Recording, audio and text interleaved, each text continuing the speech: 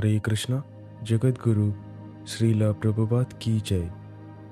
In life, we are accustomed to thinking either of the material or of the spiritual energy. Now, how can we transfer our thoughts from the material energy to the spiritual energy? There are so many literatures which fill our thoughts with the material energy. Newspapers, magazines, novels, etc. Our thinking, which is now absorbed in these literatures, must be transferred to the Vedic literatures. The great sages, therefore, have written so many Vedic literatures, such as the Puranas. The Puranas are not imaginative, they are historical records. In the Chaitanya Charitamrita, Madhya 20.122, there is the following verse: Maya Mugdha Jivera Nahi Swata Krishna Janana Jivera Kripaya Kaila Krishna Veda Purana. The forgetful living entities or conditioned souls have forgotten the relationship with the Supreme Lord, and they are engrossed in thinking of material activities. Just to transfer their thinking power to the spiritual sky, Krishna Dvaipayana Vyasa has given a great number of Vedic literatures. First, he divided the Vedas into 4. Then he explained them in the Puranas, and for less capable people, he wrote the Mahabharata. In the Mahabharata, there is given the Bhagavad Gita. Then all Vedic literature is summarized in the Vedanta Sutra, and for further guidance, he gave a natural commentation on the Vedanta Sutra called Srimad Bhagavatam. We must always engage our minds in reading these Vedic literatures.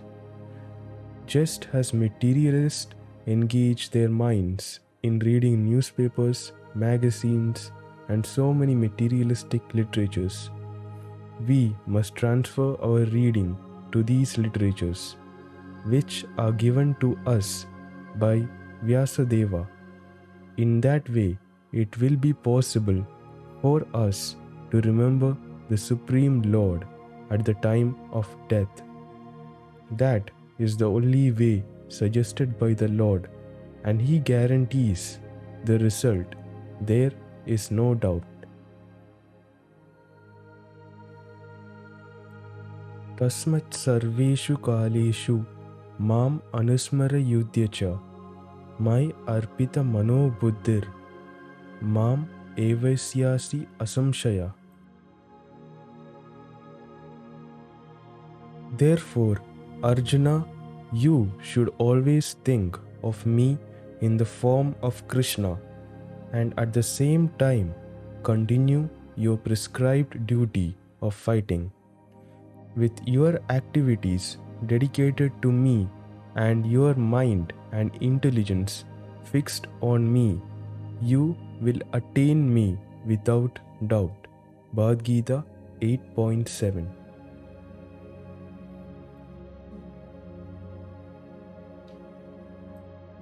He does not advise Arjuna simply to remember him and give up his occupation. No, the Lord never suggests anything impractical. In this material world, in order to maintain the body, one has to work. Human society is divided according to work into 4 divisions of social order: Brahmana, Kshatriya, Vaishya, and Shudra. The Brahmana class or intelligent class is working in one way. The Kshatriya or administrative class is working in another way, and the mercantile class and the laborers are all tending to do their specific duties. In the human society, whether one is a laborer, merchant, administrator, or farmer, or even if one belongs to the highest class and is a literary man, a scientist, or a theologian, he has to work in order to maintain his existence. The Lord therefore tells Arjuna that he need not give up his occupation, but while he is engaged in his occupation, he should remember Krishna, Mam Anusmara. If he does not practice remembering Krishna while he is struggling for existence, then it will not be possible for him to remember Krishna at the time of death. Lord Chaitanya also advises this. He says, Kirtaniya Sada Hari. In one should practice chanting the names of the Lord always. The names of the Lord and the Lord are non-different. So Lord Krishna's instructions to Arjuna to remember me and Lord Chaitanya's injunction to always chant the names of Lord Krishna are the same instruction. There is no difference because Krishna and Krishna's name are non-different in the absolute status. There is no difference between reference and referent. Therefore, we have to practice remembering the Lord always, 24 hours a day, by chanting His names and molding our lives activity in such a way that we can remember Him always. Hare Krishna. We can continue in the next video.